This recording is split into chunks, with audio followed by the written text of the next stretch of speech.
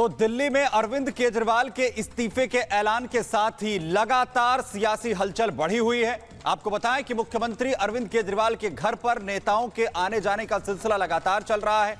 आपके अंदर लगातार मंथन हो रहा है। वहीं कहा जा रहा है कि आखिर कौन सीएम चेहरा होगा, इसे लेकर यह मंथन हो रहा है और इसी को लेकर हर कोई जानना चाहता है कि नए मुख्यमंत्री के चेहरे पर मोहर आखिर क्या जो है वो कब लगती है। पीएसी की बैठक जिसमें बड़ा फैसला जो है वो लिया जा सकता है और फिलहाल तस्वीरें जो सीएम हाउस से सामने आ रही हैं, तमाम बड़े चेहरे जो आम आदमी पार्टी के उनके पहुंचने का सिलसिला लगातार जारी है। केजरीवाल से लगातार मुलाकात यहां पर हो रही है। इस्तीफा अरविंद केजरीवाल की तरफ से दिया जाएगा, जिसके बाद आखिर किस पर मोहर लगेगी राम पर, इसे लेकर हलचल है।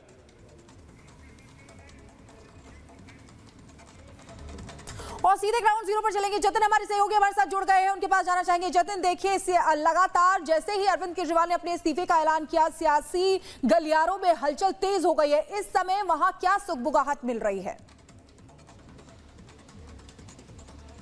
आज बिल्कुल देखिए, बैठकों का दौर सुबह से ही जारी था। सबसे पहले राघव चड्ढा जो हैं वो अरविंद केजरीवाल के घर पहुंचते हैं और उसके बाद मनीष सिसोदिया यहां पर पहुंचते हैं और अरविंद केजरीवाल के घर के बाहर मैं मौजूद हूं। अब से कुछ देर पहले 1 घंटे करीब ये बैठक चली है अरविंद केजरीवाल, राघव चड्ढा और मनीष सिसोदिया के बीच में, और ये बैठक अब खत्म हुई है। राघव चड्ढा और मनीष सिसोदिया अब यहाँ से बाहर निकले हैं। संभवतः कौन नया मुख्यमंत्री का चेहरा होगा, इसको लेकर चर्चा इस बैठक में की गई है। लेकिन सबसे बड़ा डेवलपमेंट इस पूरे मामले में अभी यह है कि शाम को 5 साढ़े 5 बजे पीएसी की बैठक होनी है। पीएसी के जो 11 सदस्य हैं, आम आदमी पार्टी में पीएसी की अहमियत इस तरीके से कोई भी बड़ा फैसला इस पीएसी की बैठक में विचार विमर्श किया जाता है और उसके बाद वो जो निर्णय है वो पार्टी लेती है। तो ये जो 11 सदस्य हैं, जिसमें अरविंद केजरीवाल, मनीष सिसोदिया, राघव चड्ढा, राखी बिरलान और तमाम जो बड़े आतिशी लोग हैं, वो इस पीएसी की बैठक में रहेंगे। और उसके बाद कल विधायक दल की जब बैठक होगी, उससे पहले कौन होगा नया सीएम, उसको लेकर जो चर्चा है वो की जा रही है। आपको मैं तस्वीरें फिर से दिखा दूं। अरविंद केजरीवाल के घर के बाहर मौजूद है। अरविंद केजरीवाल अंदर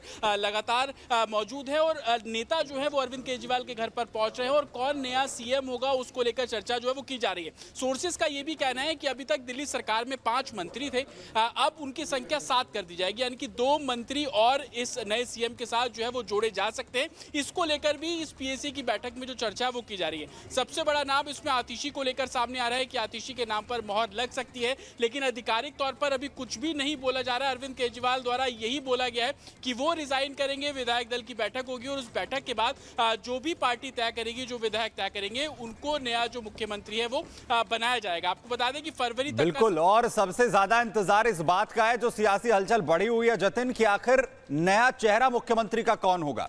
लेकिन दिल्ली के सीएम अरविंद केजरीवाल ने इस्तीफे के ऐलान के साथ ही दिल्ली की राजनीति को गरमा दिया है। अरविंद केजरीवाल का यह कहना है कि वो तब तक इस कुर्सी पर नहीं बैठेंगे वापस जब तक कि जनता उन्हें ईमानदारी का सर्टिफिकेट नहीं दे देती है। देखिए,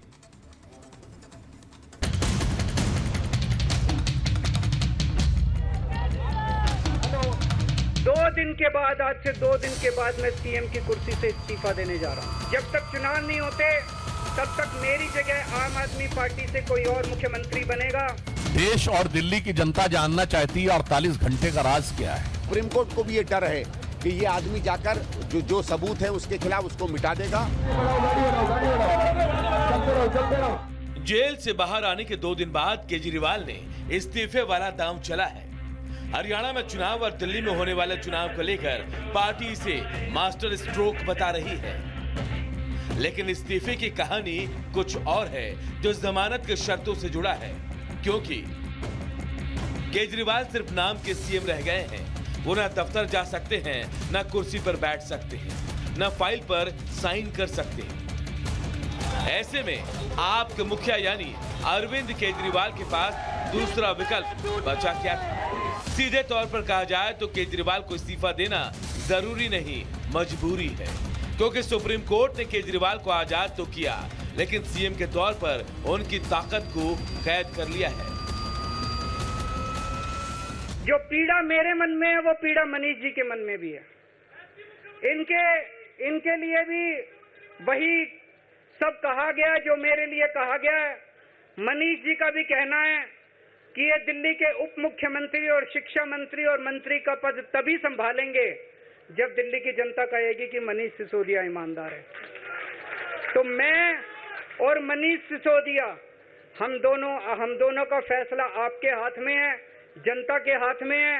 हम दोनों जनता की अदालत में जा रहे हैं, गली गली जाएंगे, जनता के बीच में जाएंगे और उनसे पूछेंगे, अगर जनता कहेगी ईमानदार है तो हम आके इसकी कुर्सी पे बैठेंगे। अब बीजेपी कह रही है बड़ी देर कर दी हुजूर आते आते।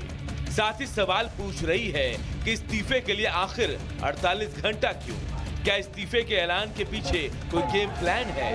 क्या ये केजरीवाल ने खेल किया है या खेला हुआ है? फिर मैं पूछना चाहता हूं कि आप बाहर आए हैं तो जेल में रह के तो आपने इस्तीफे की बात की नहीं, बाहर आके इस्तीफा देने की बात क्यों हो रही है? और ये 48 घंटे बाद की बात क्या है? देश और दिल्ली की जनता जानना चाहती है 48 घंटे का राज क्या है, ये 48 घंटे में क्या क्या सेटल करना है। हम यह भी कहना चाहेंगे जब केजरीवाल जी ने इस्तीफे की बात की तो हम ये कह सकते हैं कि ये उनके जुर्म का इकबालिया बयान हो गया। सब कचहरियों ने अपने अलग अलग डिसीजंस में ये पाया है कि माननीय मुख्यमंत्री अरविंद केजरीवाल जी शराब घोटाले में किंग पिन हैं और इसी के रहते उनकी इस स्कैम में संलिप्तता देखते हुए honourable supreme court of India ने उन्हें इस योग्य नहीं समझा कि वो सीएम कार्यालय जाए, ना उन्हें इस योग्य समझा कि सीएम पद का निर्वाह करते हुए किसी भी फाइल पर हस्ताक्षर कर सकें।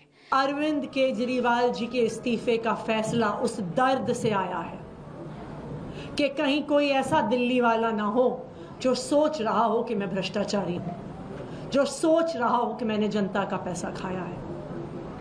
अरविंद केजरीवाल को पिछले 2 साल से भारतीय जनता पार्टी की केंद्र सरकार प्रताड़ित कर रही है। सियासत के मैदान में आए केजरीवाल को भले ही जुम्मा 10-12 साल हुए हैं, लेकिन राजनीति की रफ्तीली राह पर गिरकर संभलना वो बखूबी जानते हैं। इस बार के सियासी चाल भी कुछ यही संकेत दे रहे हैं। केजरीवाल जानते हैं कि दिल्ली विधानसभा का कार्यकाल फरवरी 2025 में पूरा होना है, यानी महज 6 महीने के लिए पद छोड़कर वो खुद पर कट्टर ईमानदार का टैग भी चस्पा कर लेंगे और त्याग दिखाकर चुनाव के वक्त विक्टिम कार्ड भी खेलेंगे। 2 दिन क्यों, तुरंत क्यों नहीं? उनके किसी बात पर विश्वास लगता है, कुछ मामला उनको अभी सेट करना है ना। एक बड़े भ्रष्टाचार के खिलाफ आंदोलन में आगे बढ़ा वो व्यक्ति भ्रष्टाचार पर ऐसा समझौता करेगा तो भारतीयों की नजरें शर्म से झुक गई हैं। लेकिन अब तो चुनाव आने वाले हैं, वो जानते हैं कि किस तरह से लोग समझ रहे हैं और रियलाइज कर रहे हैं कि जनता फैसला नहीं करेगी, कोर्ट्स करेंगे। इसलिए जानबूझकर अब इस्तीफे की बात कर रहे हैं। जानते हैं इस हमदर्दी पाने का यही एक तरीका है। सुप्रीम कोर्ट को भी ये डर है कि ये आदमी जाकर जो सबूत है उसके खिलाफ उसको मिटा देगा, ये डराएगा धमकाएगा। जब मुख्यमंत्री जैसे व्यक्ति को कहा जाता है कि खबरदार तुम किसी गवाह के साथ मिले भी, तो इसका मतलब है इसको एक आम क्रिमिनल की तरह एक तरीके से सुप्रीम कोर्ट ट्रीट कर रहा है। आज उन पे तोहमतें लगाई गई, आरोप लगाया गया। आज मुख्यमंत्री जी ने अपनी ईमानदारी की परीक्षा, अग्नि परीक्षा देने का फैसला लिया है। दिल्ली की जनता मुख्यमंत्री को ईमानदार घोषित करेगी झाड़ू का बटन दबाकर। बहरहाल ईमानदारी के ढोल तो केजरीवाल ब्रिगेड कई महीनों से पीट रही है, लेकिन आपके कई बड़े नेता सलाखों के चक्कर काट चुके हैं। जनता तो ईमानदारी बनाम बेईमानी वाली खेल को अच्छे से जानती है, जो चुनाव में अपना फैसला सुनाएगी। और शायद इसीलिए तो केजरीवाल सहानुभूति लहर पर बैठकर फिर कुर्सी पाने की फिराक में है। Bureau report, Republic Bharat.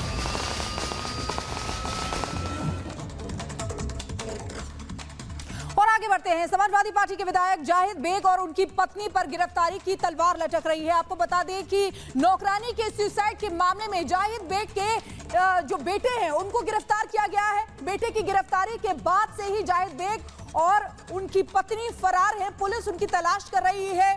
लेकिन आपको बता दें कि रिपब्लिक भारत की टीम भदोही में समाजवादी पार्टी विधायक के उस घर पर पहुंची जहां नाबालिग ने खुदकुशी की थी। देखिए भदोही से हमारे संवाददाता की एक्सक्लूसिव रिपोर्ट। समाजवादी पार्टी के भदोही से विधायक जाहिद बेग फरार हैं और हम उनके भदोही के पते पर पहुंचे हैं। भदोही में ये वो घर है जहां पर अब से कुछ दिन पहले एक लड़की सुसाइड कर लेती है और सुसाइड के बाद पूरी कहानी की शुरुआत होती है। सुसाइड के बाद पूरा जो किस्सा है उसकी शुरुआत होती है। पुलिस पहुंचती है, जानकारी ये दी गई विधायक की तरफ से कि विधायक ने फोन कर एसपी को बताया, सीओ आते हैं, पुलिस पहुंचती है और पुलिस की मौजूदगी में गेट खोला जाता है तो लड़की मृत अवस्था में मिलती है। हम कोशिश करते हैं अंदर जाने की। यूं तो विधायक जी फरार हैं, पर कहां है विधायक? सवाल पुलिस उनसे करना चाह रही है। ये सवाल हमारे भी हैं कि क्या घटनाक्रम घटा लड़की के ऊपर, क्या वो प्रेशर था कि लड़की ने सुसाइड कर लिया। कोई है जी? कोई है? कोई अंदर से आवाज देता हुआ दिख नहीं रहा, कोई दरवाजा खोलता दिख नहीं रहा है। जाहिद बेग का ये घर है जहां पर वो घटना घटी। घटना के बाद पुलिस ने यहाँ पर एक जो नाबालिग लड़की है, कम उम्र की लड़की है, उसे भी देखा। कुल 2 एफआईआर इस पूरे मामले में दर्ज की गई है। सुसाइड के लिए उकसाने के अलावा बाल श्रम का जो कानून है उसके तहत भी नए भारतीय दंड संहिता के कानून के तहत एफआईआर दर्ज की गई है। रिपब्लिक भारत ने भी जो सवाल है, जो लाजिम सवाल है इस पूरे मामले में कि आखिर क्यों उस बच्ची ने सुसाइड विधायक के घर पर रहते हुए की, उस बारे में पूछने के लिए कोशिश की, लेकिन कोई भी दरवाजा खोलता नहीं दिख रहा है। आप देखिए ये 3-4 मंजिला मकान है, तकरीबन 4 मंजिला मकान है।